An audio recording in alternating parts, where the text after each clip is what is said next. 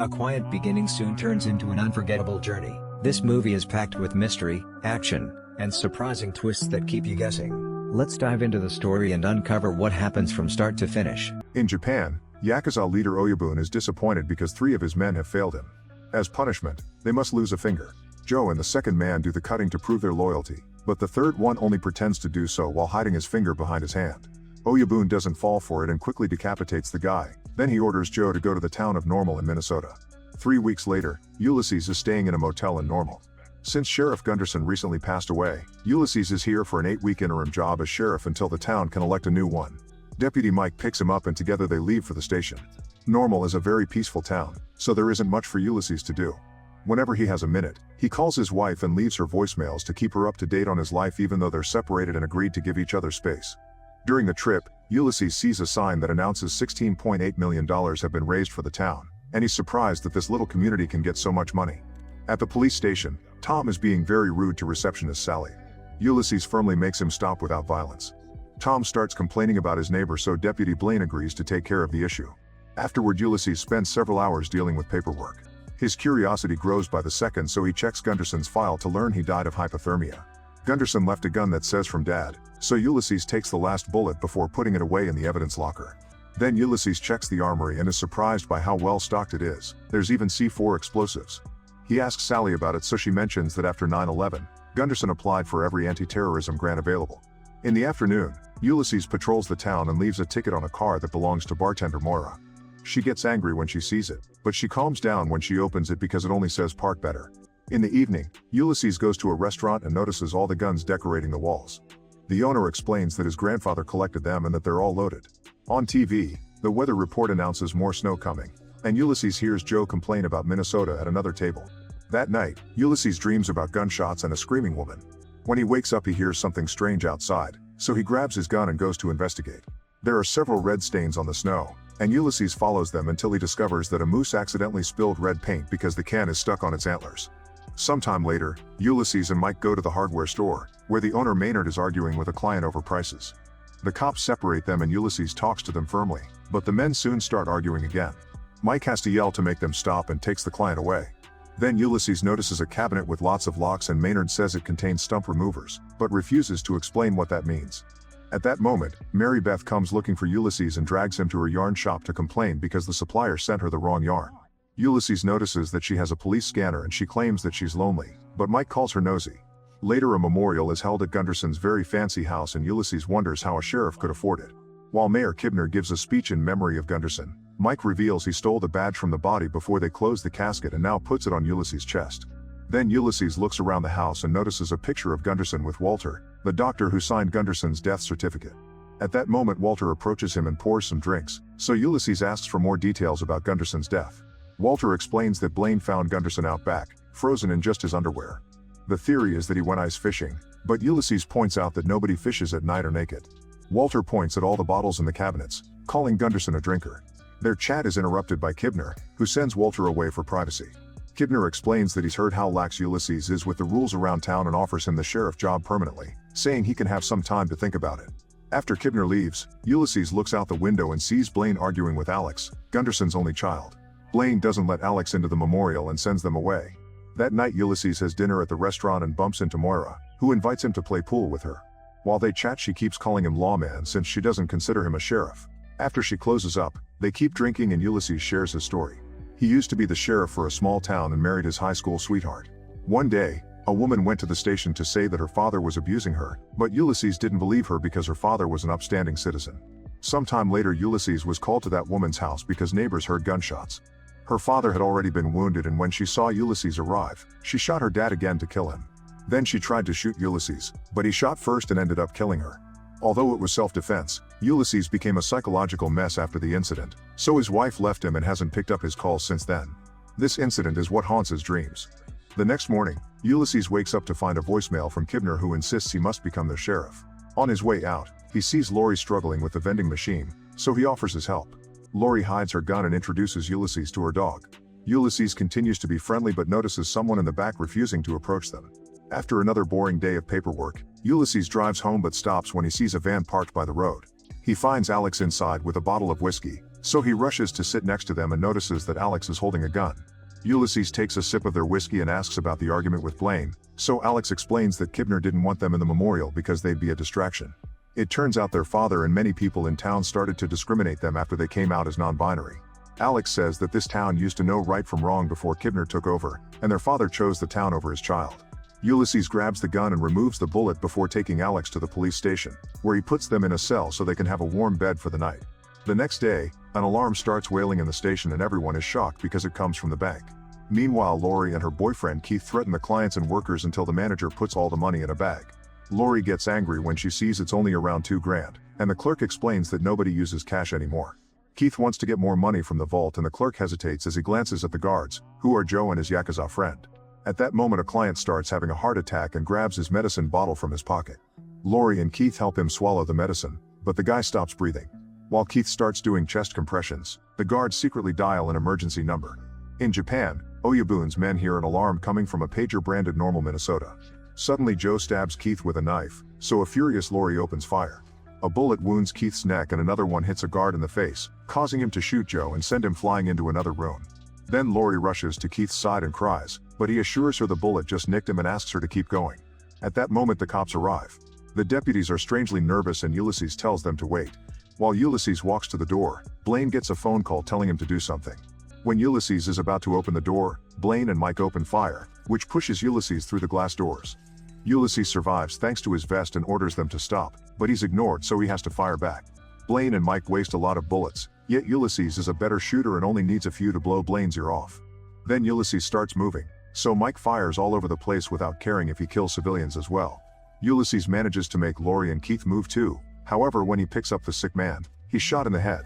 When Ulysses and the thieves jump over the counter to hide, Mike finally stops shooting and the survivors run to leave the bank. Outside, Blaine gathers snow to protect his ear.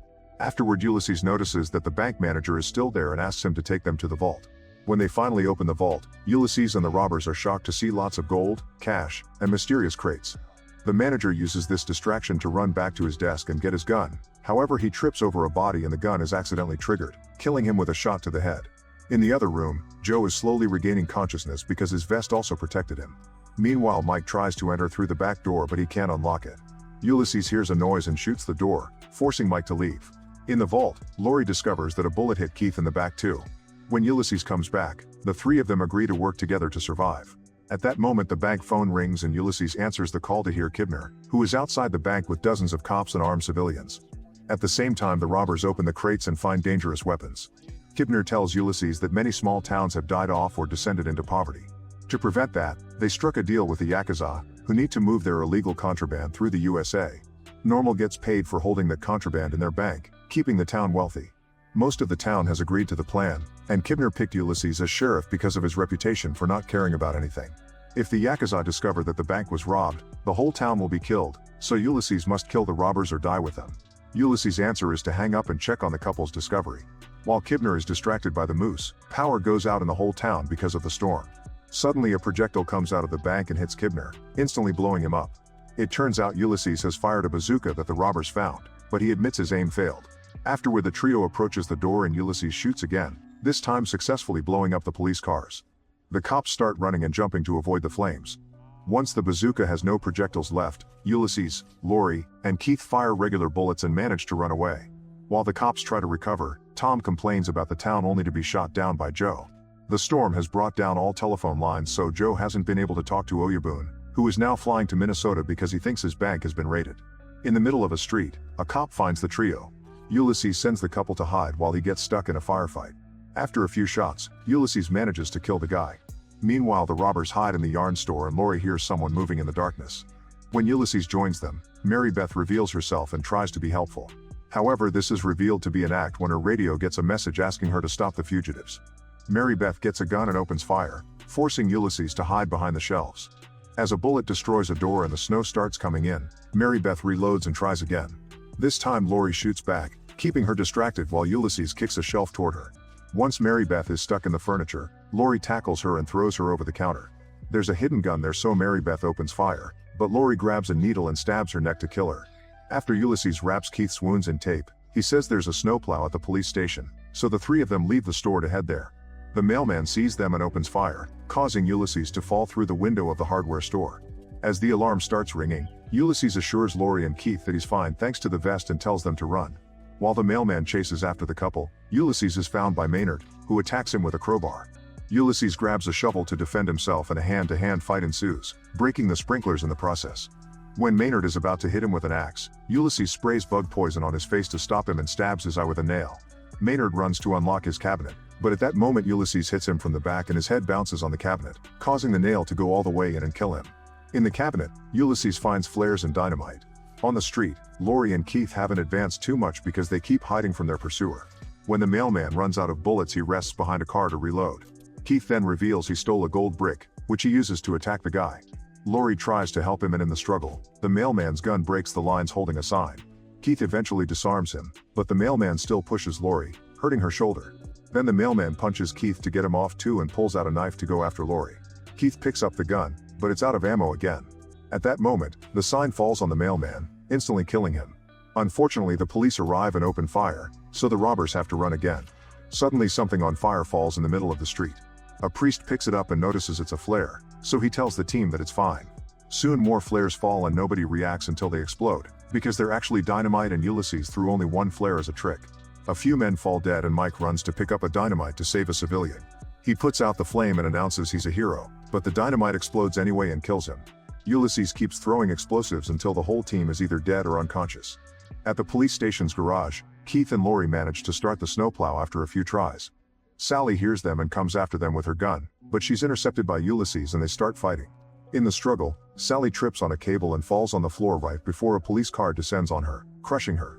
Afterward, Ulysses tells the robbers that he's tired of running away from his problems, so they should leave without him and start a new life with the gold. He opens the garage and the couple drives away. The team sees the snowplow in the distance and guesses that Ulysses is at the station. While the couple rescues their dog before leaving, Ulysses gears up in the armory. However, when he steps out, he's shot down by Moira. He's saved by his vest, but he can barely breathe. Moira gives him a flask with alcohol in exchange for his guns and theorizes that Ulysses changed the end of his story. Ulysses admits he did lie and reveals he was the one who killed the woman's father. At the time it felt like justice, but he's been feeling lost since. Then Ulysses concludes that Moira killed Gunderson. Moira explains that Gunderson wanted to leave the town in the arrangement because he missed his kid, but the Yakuza don't let anyone leave. So she put a sedative in Gunderson's drink and dragged his body outside to freeze him to death, making it look like a fishing accident. Suddenly a furious Alex throws their belt through the bars to catch Moira's gun and pulls to bring her close. Now they can steal her gun and shoot her several times to kill her as revenge. Afterward, Ulysses gives Alex Gunderson's gun and names them his new deputy. When the team appears outside the garage, Alex comes out in a truck. Everyone runs away except for Walter, who is run over and killed. Joe watches the truck drive away and realizes it's going to the bank. Alex crashes the truck into the bank's entrance and rushes to the vault to set up the dynamite. At the same time, Ulysses calls Blaine's radio and tells the team that if he dies, the vault will blow up. However, he has a deal to offer. The team finds Ulysses having ice cream at the store and here's his plan. They tidy up the bank to make it look like there was just a car accident and everything is fine. Joe wonders why he shouldn't kill Ulysses right now, so Ulysses points out that Joe'll be blamed for this mess too and therefore killed with the rest of the town. The team has no choice but to take the deal. For the next few hours, the whole town works together to clean all the blood and hide the bodies. On the road outside town, Ulysses and Blaine welcome the Yakuza convoy. Blaine tells Oyabun that they don't have power because of the storm and that Ulysses is the interim so he doesn't know anything. Ulysses acts innocent and says nobody can enter their town because of the storm, but Oyabun gets angry so Ulysses pretends he'll make an exception for him. After the convoy is taken through the longest road to buy time, they finally make it to the bank. Alex is pretending to be a guard and has the detonator ready. Thankfully, Oyabun checks the vault and confirms everything is fine, so he's happy. Afterward, the cops take the Yakuza to a restaurant for dinner. While Blaine gives a speech about a new chapter in their friendship, the waiter uncorks a champagne bottle and the cork hits a decoration. When it falls, it accidentally fires a gun that blows up Oyabun's head. The Yakuza immediately pull out their weapons for revenge and a firefight ensues in the restaurant. With chaos in every corner, Joe shoots Blaine in the shoulder. When he's about to kill him, Ulysses pushes him and they keep fighting in the kitchen. Using food and kitchen utensils, they hit each other several times and Joe stabs Ulysses in the stomach. Ulysses responds by breaking his hand before stabbing him in the neck to finally kill him. In the restaurant, Alex finds a decent hiding spot and provides backup while everyone keeps shooting each other. Body after body keeps dropping dead until the only survivors left are Alex and Blaine. Ulysses comes out of the kitchen and offers them some pie. He also gives Blaine the badge. A month later, Normal is an average town again and Blaine is the sheriff. although a mysterious Asian man on the street indicates it may not be over. In Texas, Ulysses is doing another interim fill-in sheriff job and Alex is his deputy. When he calls his wife to share this update, she finally picks up.